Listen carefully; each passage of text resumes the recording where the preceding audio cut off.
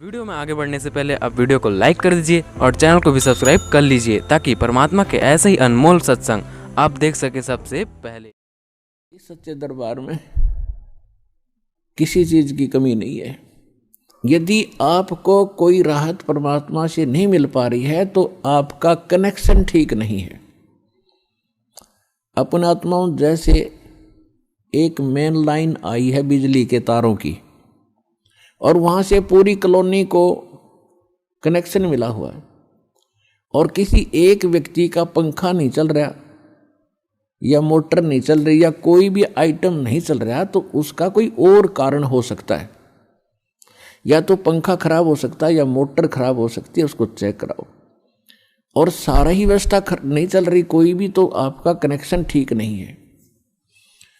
तो यहाँ एक बहुत बड़ी हम गलती करते हैं कि मर्यादा ना रख के भगवान का हम आशीर्वाद प्राप्त नहीं कर पाते, जिस कारण से आप जी का वो कनेक्शन कट जाता है। कहते परमात्मा कहते औखद खावे और पत्थर है, औखद खावे और पत्थर रखे और तब पावे मोक्ष। जैसे दवाई लेते हैं औषधि लेते हैं तो उसके साथ कुछ परहेज भी होते हैं। तो इस मार्ग में परहेज कंपलसरी है परमात्मा के इस मार्ग में। और परहेज वही हैं जो हमने वैसे ना करने चाहिए। बीड़ी, शराब, मांस, तम्बाकू, अन्य देवताओं की पूजा, ये तो वैसे ना करनी चाहिए। बताओ और परहेज क्या है? तो इस करके ये तो अवश्य रखने ही पड़ेंगे यदि आपने भगवान से लाभ लेना है और मोक्ष प्राप्ति करनी है। तो कहने का भाव ये है कि नाम जिन्होंने ले लिया धीरे धीरे सब काम होंगे। थोड़ा समय दो दाता को, इतने उतावले ना हो। जैसे एक कहता है जी मैंने नाम लिया मेरा सारे सुख हो गए, तो इसके अब दूसरा कहता है जी मैं 4 बार आ चुका हूँ अभी तक विशेष राहत मिली नहीं है। पुण्यात्माओं, ये परमात्मा का मार्ग है, इसके लिए आपने ये ध्यान रखनी पड़ेंगी जो बातें दास बता रहा है। अब जैसे किसी का कोई रोगी है और उसको एक्सीडेंट हो गया किसी का और उससे ब्लड निकल रहा है, रक्त, और उधर से टांग टूट गई, उस पीड़ा भी बहुत घनी हो रही है। तो डॉक्टर सबसे पहले उस स्थान को ऑपरेशन या किसी कारण से ठीक करेगा जहाँ से ब्लड निकल रहा है। अगर उसका ब्लड निकल गया तो नाश मृत्यु हो जाएगी। और वो उस तरफ ध्यान नहीं देगा कि टांग टूट रही है और ये रो रहा है, चिल्ला रहा है कि मुझे पीड़ा है। डॉक्टर इलाज भी कर रहा है और वो ये सोच रहा है कि डॉक्टर का ध्यान को नहीं, मैं मर गया, मेरी तो टांग टूट गई। लेकिन डॉक्टर पागल नहीं है। डॉक्टर पहले देख रहा है कि ये करना आवश्यक है, ये टांग तो बाद में जुड़ जाएगी, इस तरह मरा नहीं गा ये। तो इसी प्रकार आपके जिन्होंने दीक्षा ले ली है और जिनके ऊपर कोई ऐसी आपदा आनी है कि आपकी मृत्यु होनी हो, तो पहले परमात्मा उस मृत्यु को रोकेगा।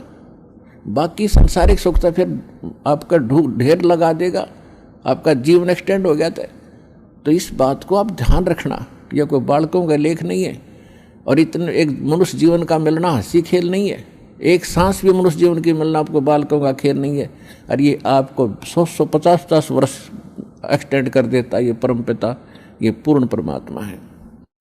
तो पुण्यात्माओं, इन बातों पर ध्यान रखना जो दास आपको गाइडलाइन बता रहा है। तो इस प्रकार जिनको राहत नहीं मिल रही है वो ये ना सोचो भगवान का ऑपरेशन चालू नहीं है।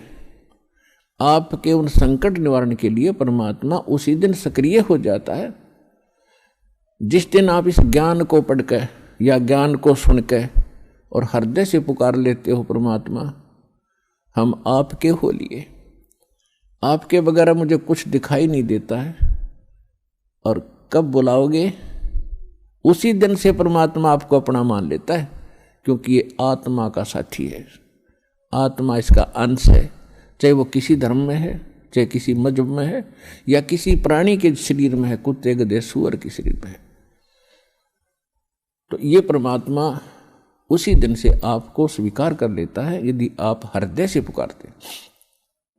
और जिस समय नाम ले लेते हो फिर तो बात खत्म हो जाती है कि आपके कोई सुनवाई ना हो या आपके संकट दूर ना हो। उसके लिए यही कारण हो जाता है कि परमात्मा पहले वो संकट टालेगा जो तेरी जान को जोखिम करेंगे। आपको जीवन एक्सटेंड करके फिर धीरे धीरे तेरे सारे आपके सभी कार्य, आवश्यक कार्य जो होंगे सारे ठीक करेंगे। देखो ये भक्ति मार्ग है। यदि आप यहाँ आते हो बरवाला आश्रम में तो आपको सबसे पहले ये उद्देश्य बनाना होगा कि मुझे मोक्ष चाहिए।